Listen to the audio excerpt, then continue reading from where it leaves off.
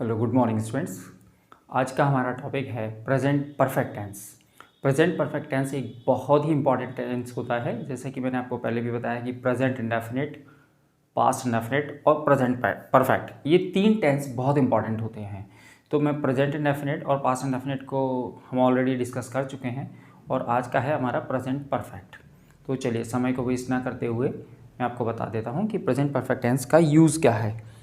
तो present perfect tense को start करने से पहले मैं थोड़ा सा ये बताना चाहूँगा कि प्रेजेंट परफेक्ट टेंस का यूज़ उन स्टूडेंट्स के लिए भी है जो कॉम्पिटिशन्स की तैयारी कर रहे हैं, banking, SSC, NDA, CDS, CLAT, MAT, और for those students who are preparing to how to speak English, they want to learn how to speak in English, they want to improve their English. तो ये present perfect tense दोनों ही category के students के लिए important है। चलिए, तो अपन इसको स्टार्ट करते हैं।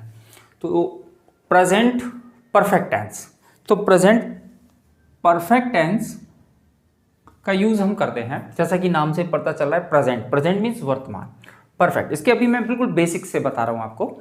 प्रेजेंट परफेक्ट का यूज़ हम कहाँ करते हैं? तो प्रेजेंट यानी वर्तमान जो चल रहा है, परफेक्ट मतलब होता है किसी चीज़ का खत्म हो जाना, परफेक्ट हो जाना। जैसे अपन कहते हैं ना, वो कार ड्राइविंग में परफेक्ट हो गया है, मीन्स काम का फिनिश हो जाना। और प्रेजेंट मीन्स प्रेजेंट यानी कि वर्तमान, वर्तमान में किसी काम का फिनिश हो जाना, खत्म हो जाना, वही प्रेजेंट परफेक्ट टेंस होता है। जनरली इसके हिंदी के सेंटेंस में लास्ट में ये मिलेगा चुका है, चुकी है, चुके हैं, लेकिन ये बहुत जनरली रेयर केस में मिलते हैं। ज़्यादातर आपको ये मिलेगा या है, ई है, ये हैं, ठीक है ना, इस तरह के सेंटेंसेस होते हैं। एग्जाम्पल से समझते हैं। सॉरी, अभी एग्जाम्पल नहीं, पहले ये चार फॉर्मेट, एक सेंटेंस चार तरह से बनता है: एफर्मेटिव, नेगेटिव, इंटरोगेटिव फर्स्ट और इंटरोगेटिव सेकंड, जिसे क्वेश्चंस वर्ड भी बोलते हैं। इसमें दो हेल्पिंग वर्ब होती हैं, हैज़ और हैव। हैज़ कहाँ यूज़ होती है, हैव कहाँ यूज़ होती है, वो भी मैंने ऊपर लिख रखा हुआ है। हैज़ सिंगुलर के साथ यूज़ होगी, ही, शी, इट, और सिंगुलर के साथ, और हैव यूज़ होगी आई, यू, वी, दे, यू और प्लूरल के साथ, ठीक है। और चारों में ही वर्ब की थर्ड फॉर्म आनी है, ठीक है। तो इसको हम अब एग्जाम्पल से समझते हैं। और एक और बात बता दूं, ये तो हो गया बिल्कुल बेसिक सा कि प्रेजेंट परफेक्ट ये। और प्रेजेंट परफेक्ट जैसे कि कोई काम जब पास्ट में स्टार्ट हुआ हो और उसका एक्शन अभी प्रेजेंट में भी हो, है ना। एग्जांपल से ही समझेंगे तभी समझ में आएगा। जैसे मैंने लिखा, मैंने ताजमहल देखा है। देखिए, अब इस सेंटेंस को हम इस तरह से भी कह सकते हैं, मैं ताजमहल देख चुका हूं, या मैंने ताजमहल देखा है, या मैंने ताजमहल देख लिया है, एक ही बात है। तीनों ही सेंस में काम हो चुका है। पास्ट का एक्शन है जिसका इम्पैक्ट अभी प्रेजेंट पर भी है, यानी मैंने ताजमहल देखा है, ये काम खत्म हो चुका है, लेकिन उसका इम्पैक्ट अभी भी है, यानी कि आज की टाइम पे देखें तो मैं उसको देख चुका हूं, काम वो फिनिश हो चुका है, ठीक है। तो आई हैव सीन, सी की third form, I have seen the Taj Mahal, I have seen the Taj Mahal. एक और से समझ लें, उसने बीई किया है, उसने बीई किया है, या वह बीई कर चुका है। लड़की है तो वह बीई कर चुकी है, ठीक है। उसने बीई किया है यानी कि बीई करने का काम वो फिनिश हो चुका है उसका, ठीक है। हिंदी के सेंटेंस में हम इसको ऐसे भी कह सकते हैं कि वह बीई कर चुका है या उसने बीई किया है। या है वाले सेंटेंसेस जो होते हैं प्रेजेंट परफेक्ट में, वो ज्यादातर आते हैं, ठीक है। उसने बीई किया है, तो उसने, अब ये उसने को लेकर प्रॉब्लम हो सकता है, यहाँ पे जेंडर क्लियर नहीं है, ही और she. In that case we will give priority he has, ठीक है। करना, अब यहाँ पे करने के लिए तीन वर्ब, कोई भी हम डिग्री जब कंप्लीट करते हैं तो उसके लिए फिनिश, कंप्लीट, डू, तीन वर्ब लगती है। तो कोई सी भी कर लीजिए आप। He has done BE, he has done BE. अगर कॉलेज का नाम दिया हुआ है तो फ्रॉम डीएवी कॉलेज, कोई भी कॉलेज जैसे किया हुआ है तो फ्रॉम लगाकर हम उस कॉलेज का, उस इंस्टीट्यूट का नाम लिख देंगे, ठीक है। आ गई बात समझ में? तो प्रेजेंट परफेक्ट का यहाँ पर आई है तो हैव लगा दिया, या ही सिंगुलर है तो हैज लगा दिया। दोनों ही केसेस में थर्ड फॉर्म, चारों में ही थर्ड फॉर्म लगनी है वो तो, ठीक है। ये तो हो गया हमारा basic present perfect tense. Negative interrogative को और समझ लेते हैं एक बार। नेगेटिव में कुछ नहीं करना, मैंने ताजमहल नहीं देखा तो I have not seen the Taj Mahal, he has not done B, ठीक है। Short form I haven't seen the Taj Mahal, he hasn't done B. Is it clear? चलिए अब थोड़ा सा इंटरोगेटिव को देख लें। इंटरोगेटिव की मैंने आपसे हमेशा कहा है, if you really want to improve your English, so it is mandatory for you to take oral practice and you have to use more and more interrogative sentences. Interrogative sentence, if you are taking practice in oral interrogative sentences, in that case you will learn how to improve your English, because वो देखते हैं आगे। चलिए जैसे मैंने लिखा, okay sorry मैं समझ गया, ठीक है। जैसे क्या आपने यह मूवी देखी है, ठीक है, सिंपल सा है। इसी सेंटेंस में आगे क्या लग जाता है तो वो इंटरोगेटिव बन जाता है अफर्मेटिव में। इसी में क्या लगा दूं आगे, क्या मैंने ताजमहल देखा है, क्या उसने भी किया हुआ है, तो इंटरोगेटिव हो जाएगा। तो ये बात आपको मैं कई बार बता चुका हूं कि इंटरोगेटिव जब भी क्या वाला होता है यानी कि फर्स्ट वाला होता है तो उसकी इंग्लिश हम वर्ड नहीं बनाते हैं, उसमें हम क्या करते हैं उसी टेंस की हेल्पिंग वर्ब को पहले लिख देते हैं। ये देखिए हेल्पिंग वर्ब पहले आई हुई है ना, हैज़ और हैव, सब्जेक्ट से पहले आ जाती है। अब आपने मतलब हो गया यू के साथ आएगा हैव, ऊपर लिखा हुआ है हैव यू। क्या आपने ये मूवी देखी है? मूवी देखने के लिए हम पर्टिकुलर वर्ब यूज करते हैं and that is watch. Have you watch. अब इसकी third form have you watched. फिर है ऑब्जेक्ट। ऑब्जेक्ट क्या है? अब यहाँ पर कुछ बच्चों को ये डाउट हो रहा होगा कि सर आपने यहाँ सब्जेक्ट के बाद में नॉट लिख रखा हुआ है, तो ध्यान से देखिए ये ब्रैकेट में भी लिखा हुआ है। ब्रैकेट का मतलब ये है कि अगर सेंटेंस इंटरोगेटिव और नेगेटिव दोनों है इन दैट केस, ठीक है ना। अभी इसी को मैं कन्वर्ट कर दूंगा। अगर नॉट नहीं है हमारा तो हम भी नॉट को स्किप कर देंगे, डायरेक्ट थर्ड फॉर्म पे पहुंच जाएंगे। Have you watched this movie, have you watched this movie, ठीक है। अगर ये होता क्या आपने यह मूवी नहीं देखी है, तो ये फिर हमारा हो जाता हैव यू नॉट। सब्जेक्ट के बाद नॉट है ना, सब्जेक्ट के बाद नॉट। और एक और तरीका बताया मैंने इंटरोगेटिव नेगेटिव को बनाने के लिए। जैसे पहले एक बताऊं, हैव यू नॉट हो गया, नॉट को इसके साथ अटैच करते हैं तो haven't you watched this movie. Generally ऐसे ही यूज होता है स्पीकिंग में, ध्यान रखिएगा सब लोग, ठीक है। Haven't you watched this movie. Is it clear? एक और देख लेते हैं।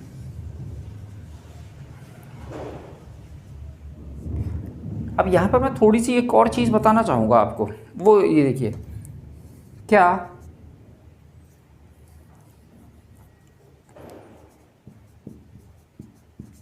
आपने किया है, जैसे मान लीजिए कि किसी से कुछ काम गलत हो गया है, पानी वानी फैल गया है या कुछ भी चीज़, किसी का रजिस्टर फट गया आपसे, तो आप जनरली पूछेंगे क्या यह काम आपने किया है, क्या आपने किया है। ध्यान से समझ लेना इस चीज़ को, इसमें स्टूडेंट्स कंफ्यूज होता है, इसलिए मैं बता रहा हूँ इतना। जैसे एक क्वेश्चन ये हो गया क्या आपने किया है, ठीक है। और एक ऐसा ही क्वेश्चन अपन इसको ले लेते हैं अब इंटरोगेटिव सेकंड का, आपने क्या किया है। अब इन दोनों सेंटेंस को अच्छे से समझते हैं। देखिए क्वेश्चंस वर्ड का मैंने डायरेक्टली ले लिया ये वाला, आप इतना समझिए क्वेश्चंस वर्ड वाला होगा तो हैज़ और हैव से क्वेश्चंस वर्ड लग जाएगा।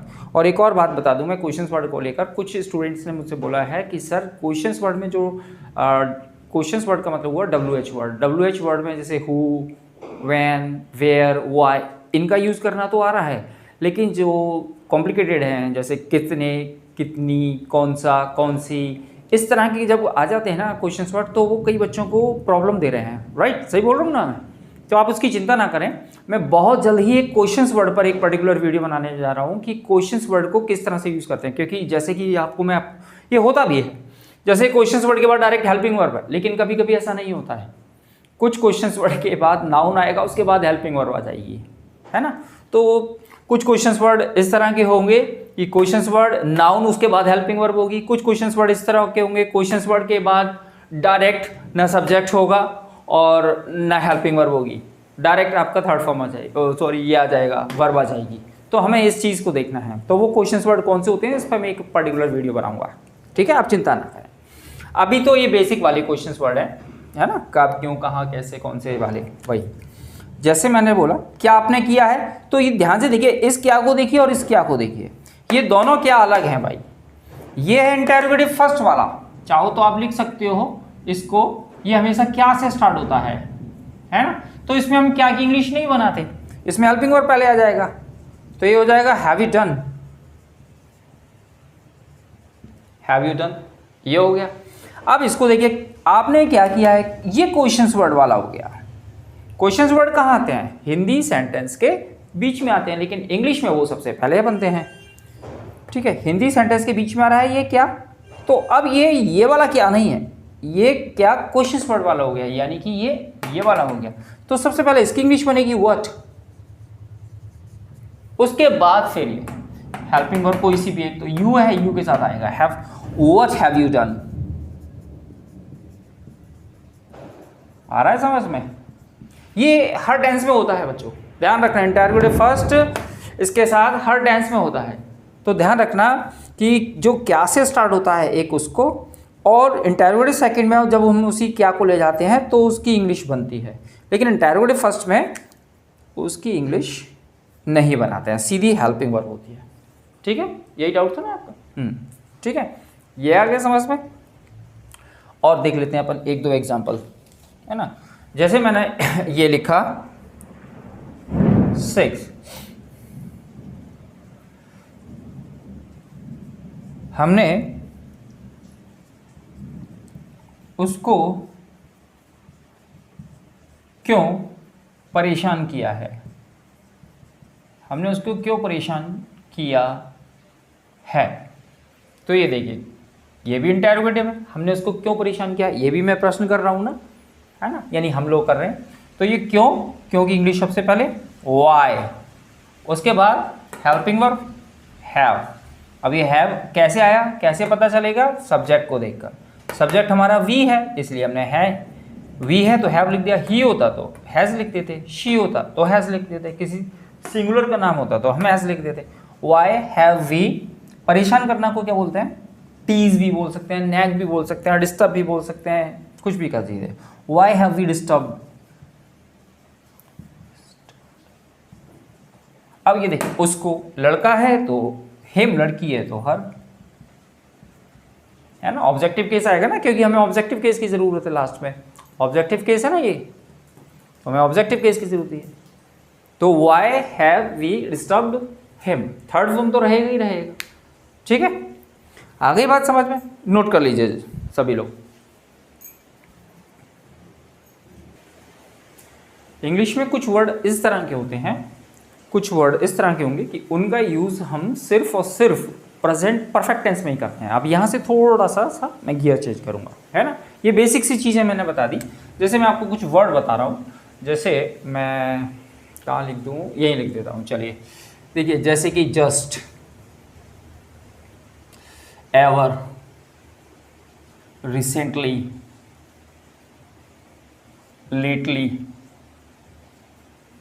है ना, just, ever, recently, lately, by now, so far, by now, so far, till now, और येट। देखिए बच्चों, है ना, अब ये चीज़ उन लोगों के लिए भी है जो स्पेशली कंपटीशन की तैयारी कर रहे हैं। जब भी आपको सेंटेंस में ये वाले वर्ड दिख जाएं तो वो सिर्फ और सिर्फ प्रेजेंट परफेक्ट टेंस में ही बनता है वो टेंस। वो किस तरह से, वो देखिए, इनके हिंदी मीनिंग भी बता देता हूँ मैं आपको। जैसे जस्ट का मतलब जस्ट अभी अभी, रिसेंटली। एवर मीन्स कभी, है ना, जिसको लिखना है वो लिख सकते हैं। एवर मीन्स कभी, जस्ट यानी अभी, और रिसेंटली और लेटली मीन्स अभी हाल ही में। दोनों का मतलब होता है अभी हाल ही में, अभी हाल ही में, इन दोनों का मतलब यही होता है ना। और bye now, so far, till now, तीनों का मतलब होता है अभी तक या अब तक, अब तक या अभी तक। ये बहुत कमाल का है yet, और इसका भी मतलब होता है अभी तक नहीं। नहीं जरूर लगा लेना इसमें, ये क्यों इंपॉर्टेंट है अभी बता दूंगा मैं आपको, पहले ये वाले देख लीजिए आप, है ना। जब भी सेंटेंस में आपको ये वर्ड दिखें तो वो प्रेजेंट परफेक्ट का टेंस होगा। जैसे मैं आपको बताऊं, एग्जांपल से समझाता हूं मैं आपको। जैसे क्या आपने कभी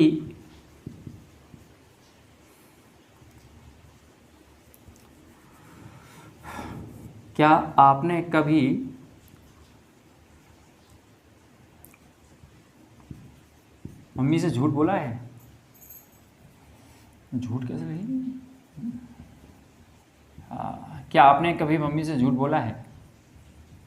या क्या आप कभी मम्मी से झूठ बोले हो या बोल चुके हो? तो वही क्या वाला है, इंटरोगेटिव फर्स्ट है। क्या की इंग्लिश तो बनेगी नहीं, तो हैव यू एवर। याद रखिए जस्ट इसको, एवर को। ये अगर सेंटेंस एफर्मेटिव है तो ये हेल्पिंग वर्ब के बाद यूज होगा, ठीक है। अब चूंकि ये हेल्पिंग वर्ब के बाद है तो ये सेंटेंस हमारा इंटरोगेटिव है ना, तो हेल्पिंग वर्ब पहले आ गई है, तो ये अपने आप सब्जेक्ट के बाद आ गया, ठीक है, सब्जेक्ट के बाद आ गया। अगर इंटरोगेटिव होता, सॉरी एफर्मेटिव होता, तो यू हैव एवर ये हो जाता, ठीक है। Have you ever lied to your mother, question mark, ठीक है। और अगर नॉट होता तो बस वही हैव यू एवर नॉट, ठीक, ये हो जाता। एक और, एक जस्ट वाला भी देख लो। वह अभी ऑफिस गया है। अभी से मतलब है जस्ट अभी अभी, है ना। वह अभी अभी ऑफिस गया है।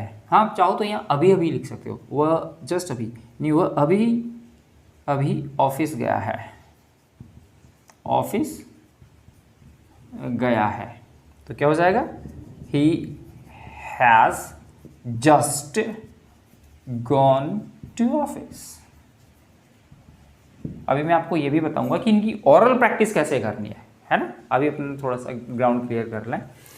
वह अभी ऑफिस गया है, he has just gone to office, ठीक है।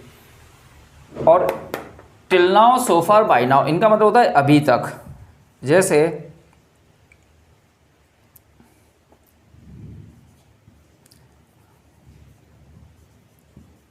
मैं अभी तक हजारों विद्यार्थियों को पढ़ा चुका हूं, हजारों स्टूडेंट्स को पढ़ा चुका हूं या पढ़ाया है। मैंने अभी तक हजारों स्टूडेंट्स को पढ़ाया है, ये भी हो सकता है ना। पढ़ाया है, पढ़ा चुका हूं मीन्स काम फिनिश हो चुका है, पास्ट में स्टार्ट हुआ था, ठीक है। आप देखें इसको, आई हैव, टीच का third form taught, I have taught thousands of students, ये जरूर लगाना, ठीक है ना, वो ध्यान रखना, नॉलेज अपना बताया था ना। I have taught thousands of students। अब यहाँ पर आप तीनों में से कोई सा भी लिख सकते हो, bye now, till now, so फार, कोई भी लिख सकते हो, लेकिन ऐसे नहीं लिखोगे क्योंकि ये नेगेटिव में यूज होता है, ठीक है ना। आगे बात समझ लो, यहाँ लास्ट में, अब ये चूंकि एडवर्ब ऑफ टाइम की बताने वाले वर्ड हैं इसलिए लास्ट में लिखे जाएंगे। अब आ जाओ जो इम्पोर्टेंट है, 9 था ये, हाँ नोट करो, जल्दी नोट करो फटाफट।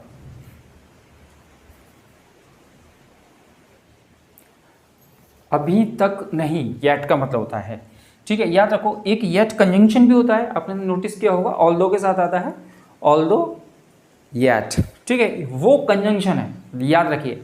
ये एडवर्ब है, ये वाला येट। इंग्लिश में कुछ वर्ड ऐसे होते हैं कि वो दो कैटेगरी में आते हैं, उनके दो पार्ट्स ऑफ स्पीच होते हैं, तो येट इज ऑल्सो वन होता है, ठीक है। तो येट यहाँ पर जो है, जो प्रेजेंट परफेक्ट में यूज हो रहा है वो एडवर्ब वाला है, ठीक है, और वो ऑल्दो के साथ यूज होता है वो कंजंक्शन वाला येट है, ठीक है। उसका मतलब होता है फिर भी, और इस येट का मतलब होता है अभी तक नहीं। याद रखना येट का यूज हमेशा प्रेजेंट परफेक्ट के नेगेटिव में यूज होगा, याद रखना, एफर्मेटिव में यूज नहीं होगा। एफर्मेटिव में क्यों यूज नहीं होगा, क्योंकि येट ये नेगेटिव है, नेगेटिव एडवर्ब है ये। ऐसे आपको मैं एग्जांपल से समझाता हूं, जैसे राहुल अभी तक नहीं आया है, ठीक है। तो क्या हो जाएगा, देखिए आया है और नेगेटिव भी है, प्रेजेंट परफेक्ट है, आया है, ठीक है। Rahul has not come yet, और ये सेंटेंस के लास्ट में लिखा जाएगा yet. Rahul has not come करेंगे तो राहुल नहीं आया है, और अभी तक नहीं के लिए होगा, अगर अभी तक नहीं है तो लास्ट में येट भी लगाना पड़ेगा, राहुल हैजंट कम येट, ठीक है। मैंने अभी तक ताजमहल नहीं देखा है, आई haven't seen the Taj Mahal yet, ठीक है। तुमने अभी तक दूध नहीं पिया है, you haven't drunk milk yet, ठीक है। इस तरह के। चलो अभी अपन करते हैं, ये येट वाला यूज हो गया, आगे समझ में। येट का यूज प्रेजेंट परफेक्ट के सिर्फ नेगेटिव में यूज होगा, ठीक है। हाँ, इंटेरोगेटिव में भी यूज कर सकते हैं, लेकिन नॉट होना कंपलसरी है। क्या अभी तक राहुल नहीं आया है, हैजंट राहुल कम येट, ये हो जाएगा वो, लेकिन नॉट होना कंपलसरी है। हाँ देखिए, एक चीज और बताना चाहूंगा मैं आपको कि पहले ही मैंने बताया कि ये वीडियो उन लोगों के लिए भी है जो कंपटीशन की तैयारी कर रहे हैं, है ना। तो उन लोगों के लिए भी एक चीज़ बता देना चाहूँगा मैं यहाँ पे छोटा सा, कि अगर आपका कंजंक्शन सिंस है और उसके बाद वाला सेंटेंस अगर पास्ट इंडेफिनिट में है, पास्ट इंडेफिनिट कह लो, पास्ट सिंपल कह लो, तो पहले वाला सेंटेंस प्रेजेंट परफेक्ट में बनता है। याद रखिए, अगर आपका दो सेंटेंस दिए हुए हैं और वो सिंस से जुड़ रहे हैं तो सिंस के पहले वाला सेंटेंस बनेगा प्रेजेंट परफेक्ट में, ऐसे लिख देता हूं, पहले वाला सेंटेंस प्रेजेंट परफेक्ट में, ये दूसरा सेंटेंस है ये बनेगा आपका पास्ट इंडेफिनिट में, ठीक है। और यहां पर जो सिंस है उसका मतलब होता है जब से, है ना। जैसे एग्जांपल से समझ लें इसको, जब से वो आईपीएस बना है, आईपीएस बना है तब से मैं उससे नहीं मिला हूं, नहीं मिला हूं, ध्यान से देखिए, नहीं मिला हूं या नहीं मिल चुका हूं, ठीक है। प्रेजेंट परफेक्ट हुआ जब से, ये कंजंक्शन है जो सिंस है बीच में आएगा, दो सेंटेंस दिए हुए हैं, तो क्या हो जाएगा, मैं उससे नहीं मिला हूं, I have not met him since, ये देखिए प्रेजेंट परफेक्ट में हो गया, ये सिंस हो गया, तो उसके बाद वाला सेंटेंस बनेगा आपका पास्ट परफेक्ट, वो आईपीएस बना है। देखो ये है जरूर प्रेजेंट में, इसका मतलब क्या हुआ, वो आईपीएस बना है, इसका मतलब वो काम तो पहले हो चुका ना, वो आईपीएस बना है, जब से वो आईपीएस बना तब से मैं उससे नहीं मिला हूं, इस तरह से बनता है। लेकिन चूंकि ये है दिया होता है तो बच्चे को कंफ्यूज कर देता है, ये प्रेजेंट परफेक्ट में बना देते हैं उसको, जो कि गलत हो जाता है। ही बिकेम एन आईपीएस, ये कई कॉम्पिटिशन में भी आता है, IPS officer, he became an IPS officer, ठीक है। I have not met him since he became an IPS officer, ठीक है। आगे बात समझ में, एक और देख लेते हैं इसका एग्जांपल। 5 वर्ष बीत गए हैं, 5 वर्ष बीत गए हैं जब से बारिश नहीं हुई है, बारिश नहीं हुई है, तो ये क्या हो जाएगा, 5 years have passed, 5 years have passed since it has not rained, sorry, it did not rain, 5 years have passed since it did not rain, ठीक है। सिंस के बाद वाला सेंटेंस पास्ट इंडेफिनिट में बनेगा और पहले वाला प्रेजेंट परफेक्ट में बनेगा, ठीक है। अब वो प्रेजेंट परफेक्ट नेगेटिव हो या एफर्मेटिव हो, उससे कोई फर्क नहीं पड़ता है, सिंस के पहले वाला आपका प्रेजेंट परफेक्ट में होना चाहिए और बाद वाला सेकंड फॉर्म मतलब पास्ट इंडेफिनिट में होना चाहिए। अब ये चूंकि नेगेटिव था तो इफ डिड नॉट रेन हो गया। ठीक है, आ गई बात समझ में?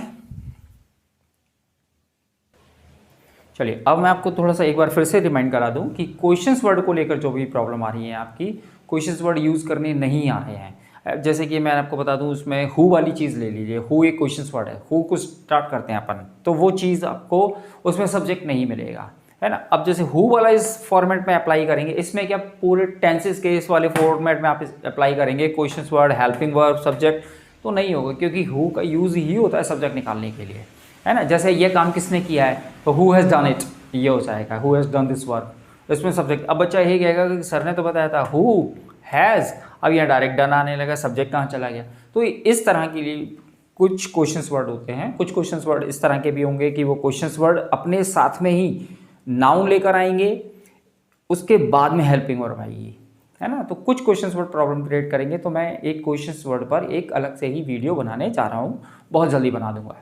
एक बात सेकेंडरी है कि जैसे कि हम आगे बढ़ते जा रहे हैं, मैंने कॉन्टिन्यूस करा दिए, इंडेफिनिट करा दिए, अब कुछ इंपॉर्टेंट रूल्स भी करा दिए हैं। अब ये भी हमें देखना है कि हमें ओरल प्रैक्टिस कैसे करनी है। ओरल प्रैक्टिस भी तो ज़रूरी है ना, कि हम करते जा रहे हैं। अगर हम और if we are not taking oral practice in, it means we are not learning dear anything, we are not learning anything. Yes, you just take it for granted, so it is mandatory for you, it is highly essential for you to take oral practice as well. Now let me tell you how you have to take oral practice. Writing practice में आपको पहले है, आप जितनी ज़्यादा writing practice कर सकते हैं, जितने एग्जांपल्स लिख सकते हैं। जैसे कि आज प्रेजेंट परफेक्ट खत्म हुआ, प्रेजेंट परफेक्ट के आपने लिख लिए अकॉर्डिंग टू योर कन्वेंस, कि आपके पास जितना समय है, it depends on you how much time you can give, it depends on you. I don't compel any of the students that you have to give 5 hours or 6 hours or 100 examples you have to write down. I don't say anything like that. It depends on students, because each and everybody has different capacity. So according to your capacity you can find out your time and you can keep your study continue. So first you have to write down your examples in Hindi at least, but at least it should be the number of 50-60 examples, around 50-60 examples. If you think by writing just only 5 or 6 examples and I will be a perfect speaker, that is quite impossible. You will be, but it will take a huge time. So if you want to learn how to speak English as soon as possible, so it depends on your time, how much time you can give. So first you have to write down the examples, around 60-70 examples you have to write down. 25 affirmative, 25 negative, 25 interrogative first, 25 interrogative second, and then at the same time you have to solve them from Hindi into English, and then oral practice आती है। ठीक है, present perfect हो गया। अब आती है बात यहाँ पर ये कि सर हम आगे तो बढ़ जाते हैं, आगे का सेंटेंस, लेकिन हम पीछे के भूल रहे हैं। जैसे कि प्रेजेंट इंडेफिनिट है, पास्ट इंडेफिनिट है, फ्यूचर इंडेफिनिट, ये हमारे दिमाग से निकल रहे हैं। तो अब आपको क्या करना है, क्योंकि हम डे 9 पर पहुँच गए हैं, तो अब आपको करना क्या है, अब आपको 2 सेंटेंस की ओरल प्रैक्टिस एक साथ करनी है ना। 2 सेंटेंस की ओरल प्रैक्टिस, वो कैसे करते हैं वो समझ लीजिए।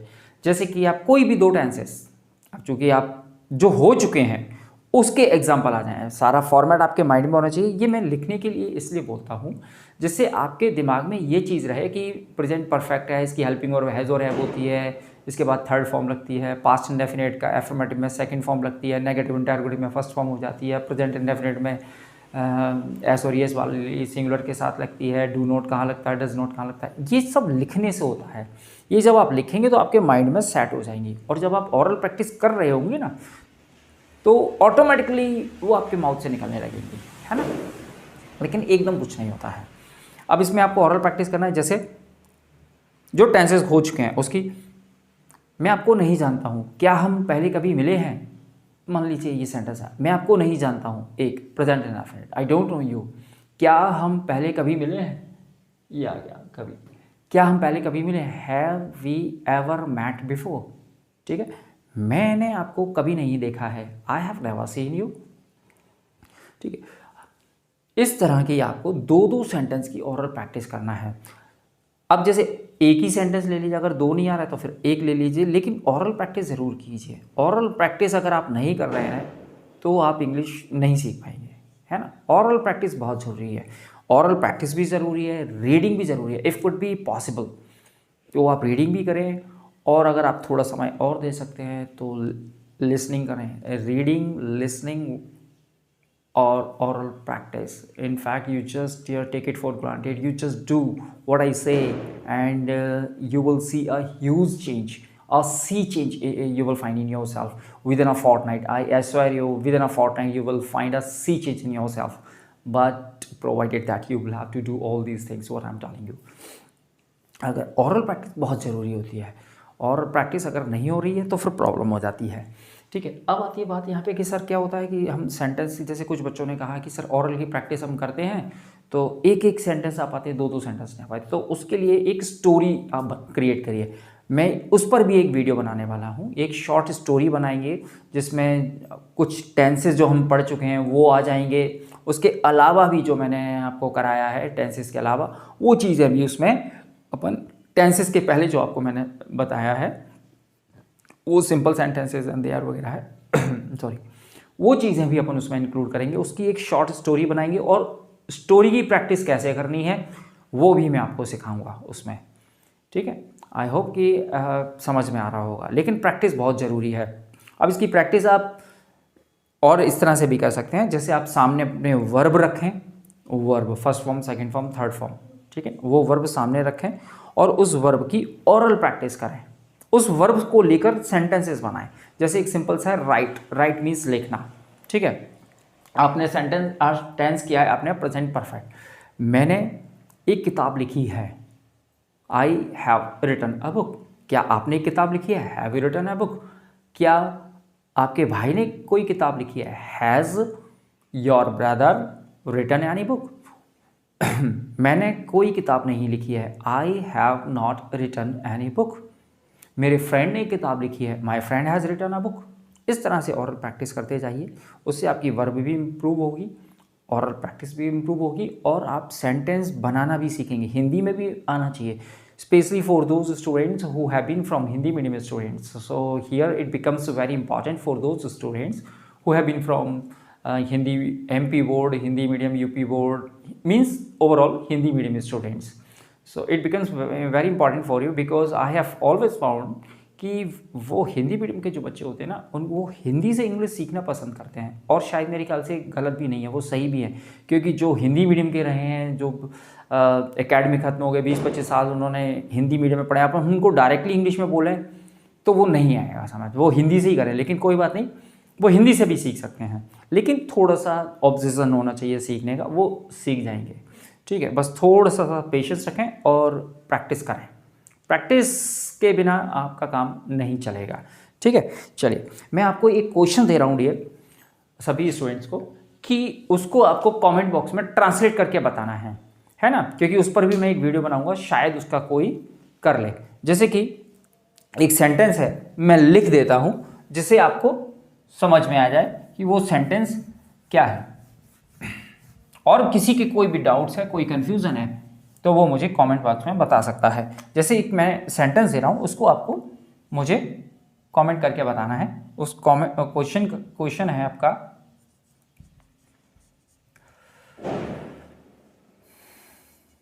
आपने अक्षय कुमार की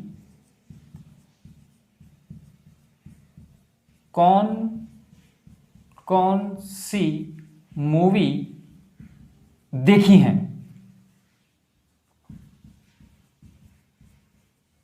आपने अक्षय कुमार की कौन सी मूवी देखी है? देखिए मैं आपको इतना तो बता ही देता हूं कि ये प्रेजेंट परफेक्ट है, देखी है ये रहा, ई है ये आ रहा है, ठीक है ना, या आपने अक्षय कुमार की कौन सी मूवी देख चुके हो, एक ही बात है। ठीक है, आपको इसको कमेंट बॉक्स में ट्रांसलेट करके मुझे बताना है कि इसका ट्रांसलेशन क्या होगा। ठीक है, ये भी प्रेजेंट परफेक्ट है और ये भी प्रेजेंट परफेक्ट है, ये थोड़ा सा साल आ गया इसीलिए मैंने दिया हुआ है, क्योंकि मैं नेक्स्ट वीडियो बनाऊंगा इसी तरह के क्वेश्चंस वर्ड पे बनाने जा रहा हूँ। ठीक है, आई होप कि आप लोगों को मेरी बात समझ में आई होगी। कोई डाउट है, कोई कन्फ्यूजन है तो आप मुझे कमेंट बॉक्स में लिख के बता सकते हैं। जय हिंद।